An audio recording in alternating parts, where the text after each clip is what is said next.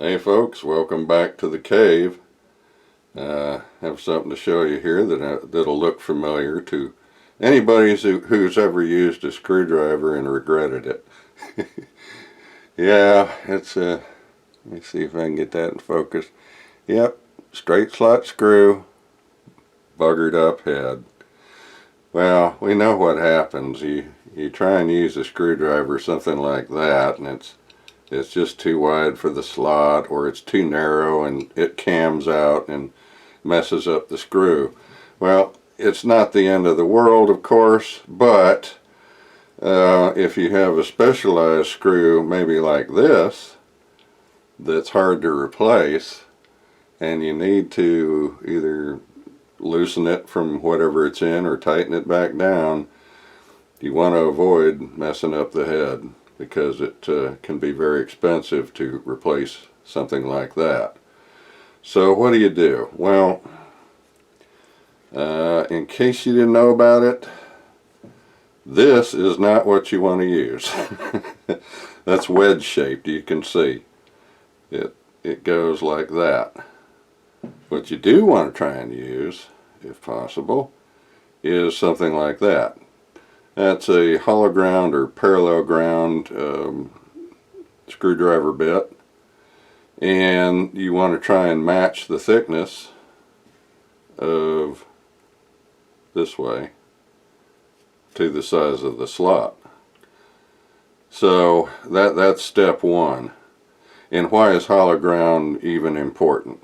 Well, the idea with the hollow ground is it comes off of the curve and it ends up being parallel to the other face. It may not look like that from what you can see, and it's only parallel right at the end, but the deal is that the slot in the screw, let's see if I can orient that correctly so you can see it. You see the walls are straight. They aren't wedge shaped. It's a straight 90-degree cut. So the thing that you use to drive it should have that kind of profile at the very end, at least, where it's going to be in the slot. Now, often is the case that you won't be able to find just the right size, right thickness. No worries, you can modify these, and it's fairly straightforward. Right here you see a very cheap diamond wheel from, like, I think I got it at Harbor Freight. What you want to do is you're going to grind at low speed that parallel. And you'd think, well, gosh, that sounds awful hard to do. And it can be, it takes a little practice, but what you want to do is hold it like that and stay away from the tip, so that you're going to end up grinding it down very carefully until you actually have a good fit. Now right now this one is a little thick. Let's see if I can get that. Yeah, there you can see it. It won't quite go in the slot.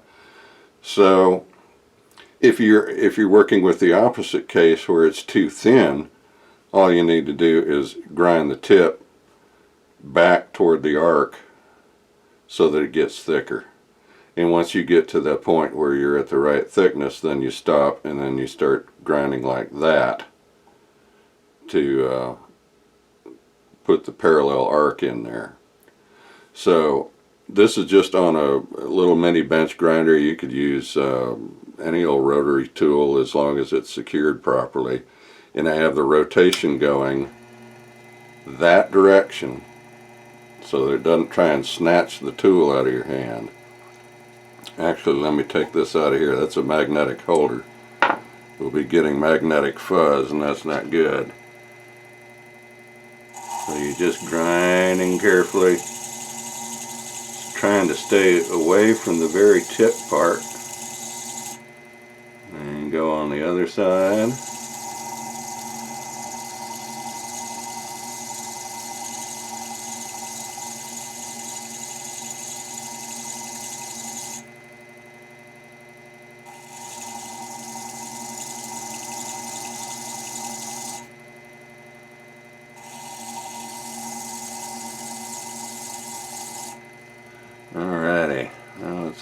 it magnetized, so we'll take the fuzz off, turn that off. Let's see where we're at here. Let me get it so that maybe you can see it. Well, let me get it. Okay, there we go. Now we're a little closer, but still got a ways to go. So I won't bore you with the details of that. You can see what to do, and you just keep working it slowly until you actually fit down in the slot. So I'll grind away here, and I'll bring you back in a minute, and we'll take a look at it. All right, we're back from grinding, and looks like we got a good fit there. See if I can get that. Yeah, there we go. Fits the diameter, fits the slot. Should be good to go, and we'll minimize the chances that you'll mess up the face of that screw.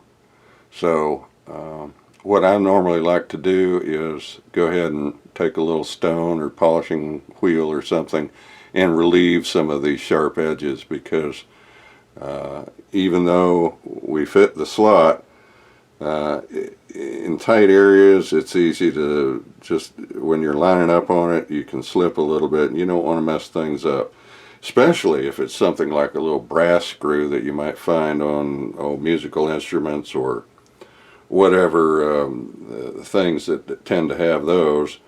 Brass is easily scratched and marred, so you want to try and put as nice a finish as you can on the tool that you're using. So there's a little tip. That's just how I do it.